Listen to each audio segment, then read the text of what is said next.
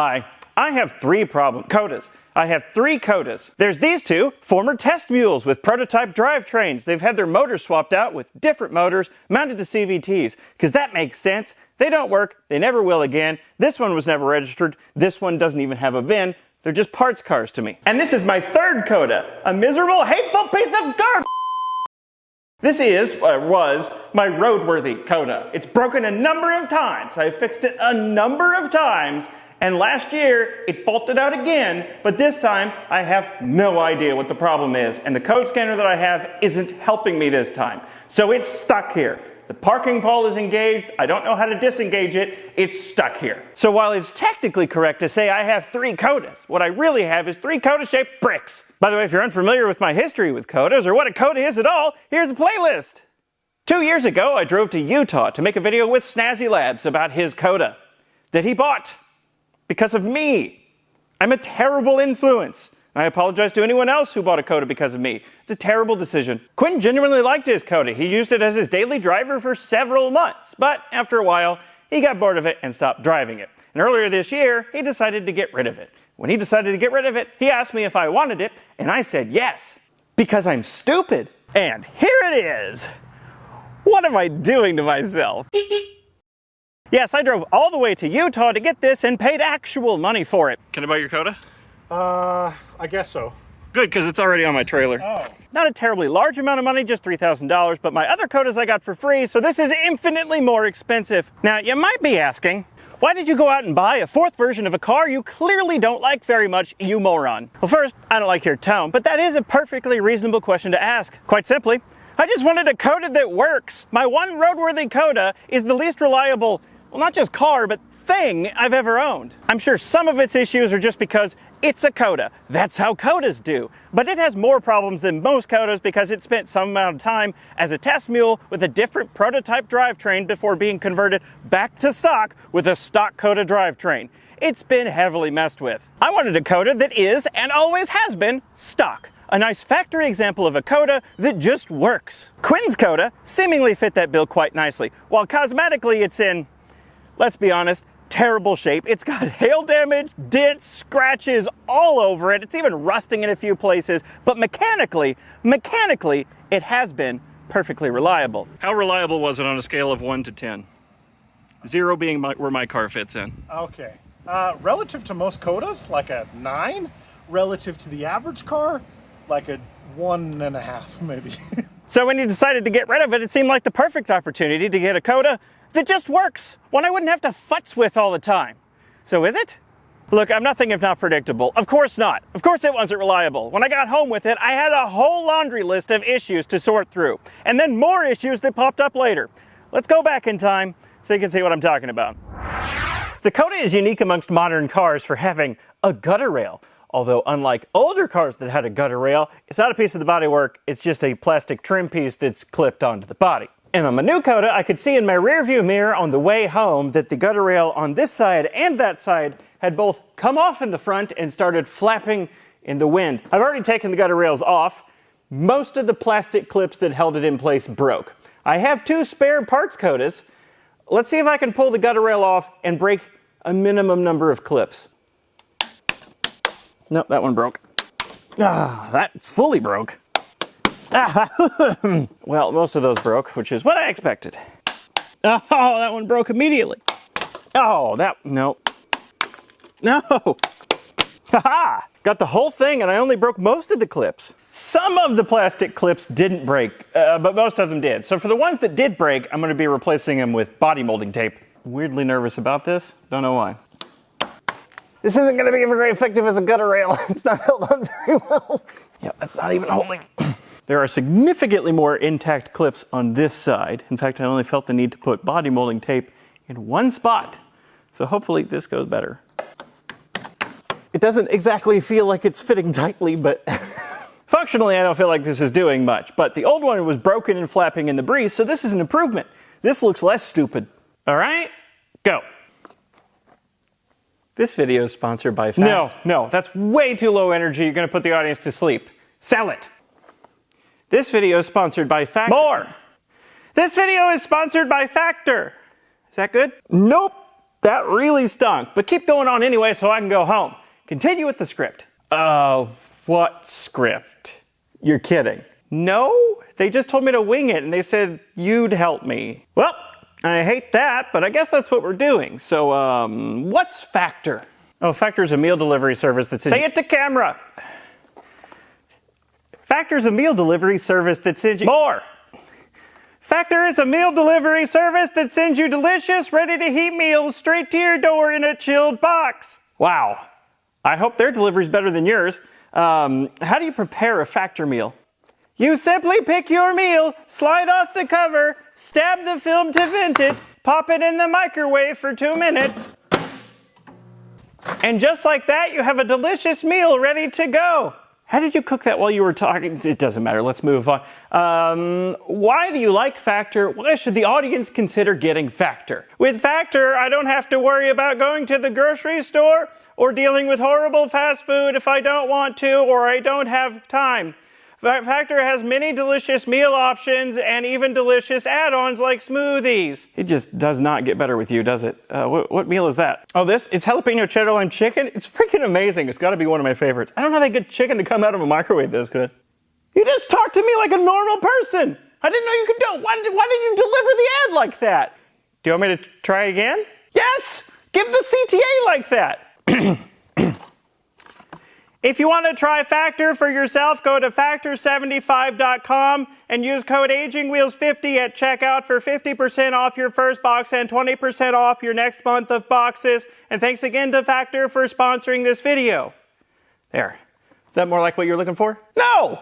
Why is this so hard for you? You're as bad as Factor is good. Oh, you tried it yourself? Oh yeah, I love Factor. My personal favorite's the butter chicken. Also, you're fired. Oh. I got a free good meal out of it.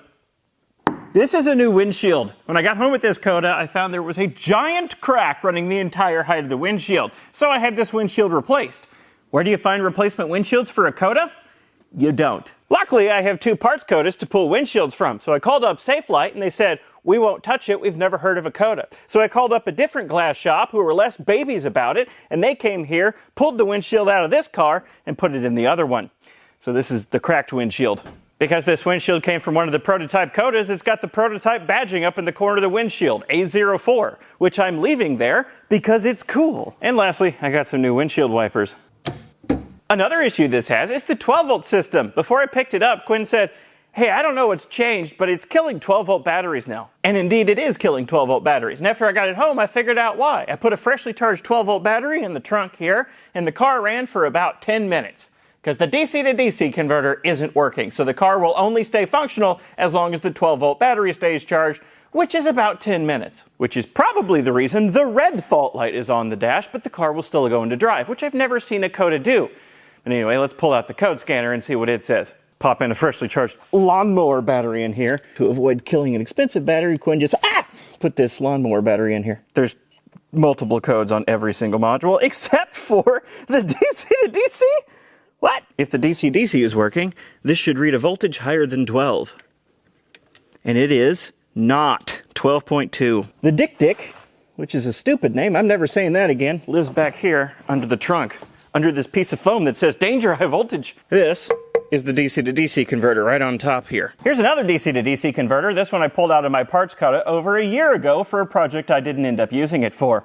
By the way, if you're unfamiliar, a DC to DC converter steps down the 330-ish volts of the main pack down to 12 volts to charge the 12-volt battery and run the 12-volt system. Swapping this out would be fairly trivial. You've got the 12-volt positive out here. The whole case is the 12-volt ground. You have high voltage in here and then the control plug here. So it would be a pretty straight swap, except for this is a liquid-cooled component, and swapping this out would mean introducing air into the cooling system. But I don't have to worry about that because I found the problem elsewhere. Right here is a fuse block, and if I open up the one with the big red lines going into it, you see a blown fuse. 175 amp fuse blown right there. And that line happens to be coming from the DC to DC converter. So that's the problem. And also under here is a blown 30 amp fuse right here. So I pulled some replacement fuses out of one of my spare Codas and got to swapping. 30 amp fuse first.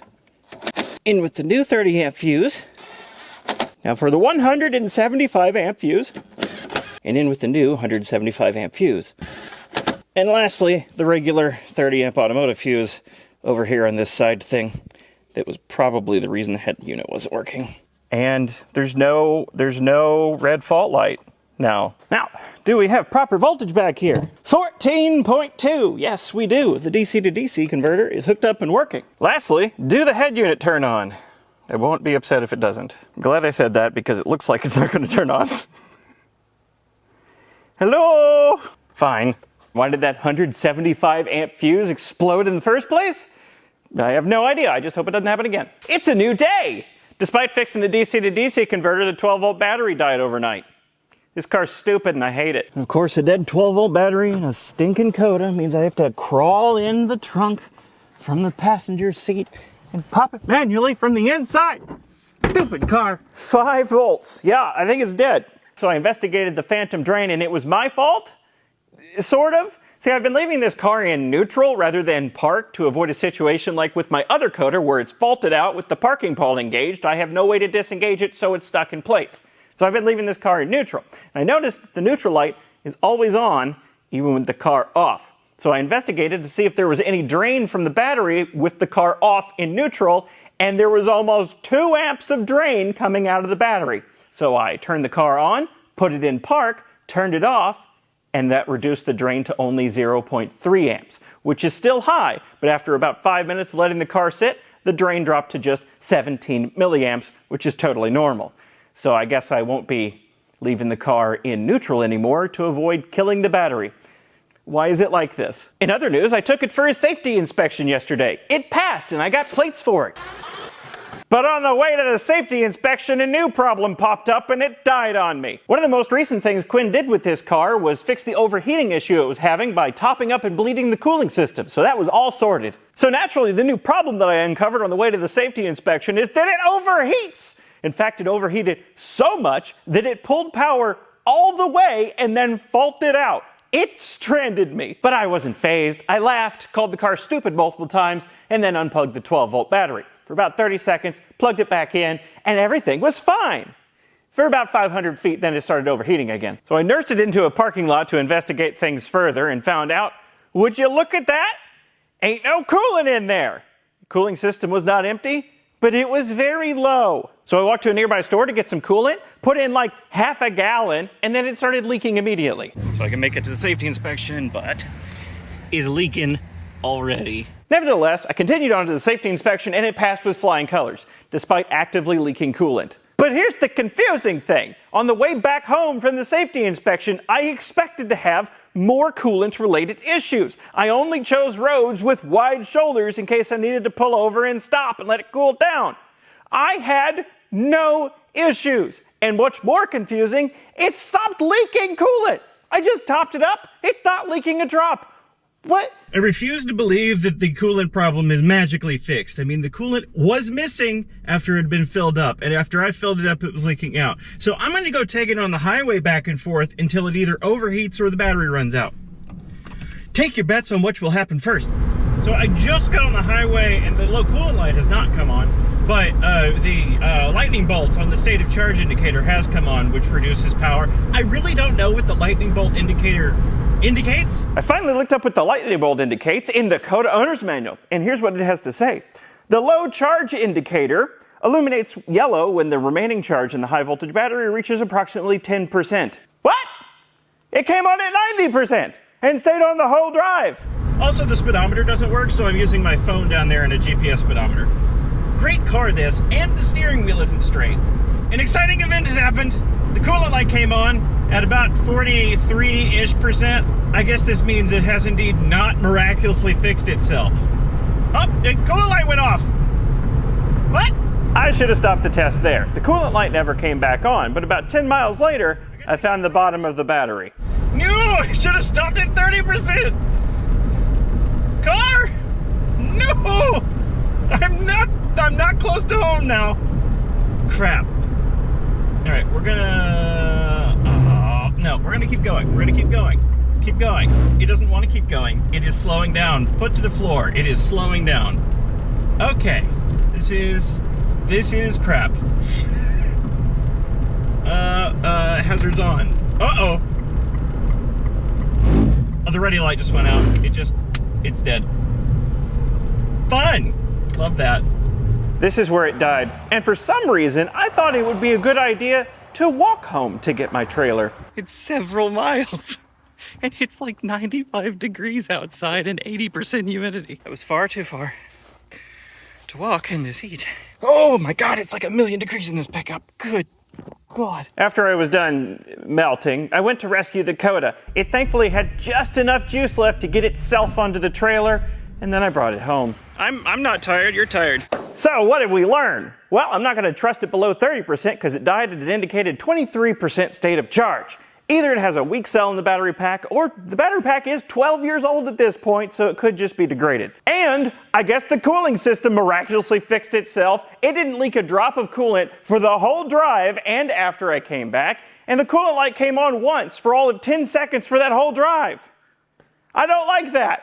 It's going to break at some point randomly in the future now. I just know it. Also, the lightning bolt was on for the entire drive. It's real slow with the lightning bolt on, so this was pretty annoying. I'm hoping some driving and charging cycles will fix this, maybe, hopefully, because like I said, it's real slow with the lightning bolt on. There are plenty more issues with this car. This light doesn't work. This door handle's broken. The steering wheel isn't aligned. The head unit won't turn on. It's actually a fish. This mirror's all floppy. The speedometer doesn't work. And the list goes on. But am I going to work on any of that stuff? No, I don't want to. It works right now, so I'm going to leave it. Okay, I lied. The mirror thing was bothering me, so I replaced it. And while I was inside the door panel, I realized why the door handle was so loose, so I replaced it too. But now I'm done. Codas are not especially well-built vehicles, but I feel like I've had some extra bad luck with them because they can't all be this bad. Maybe I should buy a fifth one. Maybe that'll be the good one. That's not gambling at all. And whatever, it doesn't really matter. It's content. Maybe after I drive this around for a while and make sure it doesn't break in some hilarious way, maybe then I'll start working on some of the smaller issues like the COD and the head unit, some other stuff. But I think for now, I'm done working on it. I'm just going to drive it around. And at some point, eventually, I will get to my other Coda, which is faulted out and stuck in the garage. I know when I get to that, though, that I will have to drop the battery pack because before I parked it, while it was still running, I could only discharge the battery pack down to an indicated 70% because there's a weak cell in the battery, and that problem has, for sure, gotten worse. So I'll have to drop the battery pack and replace the module. That's a lot of work. So I'm going to continue to procrastinate on that. Thanks for watching.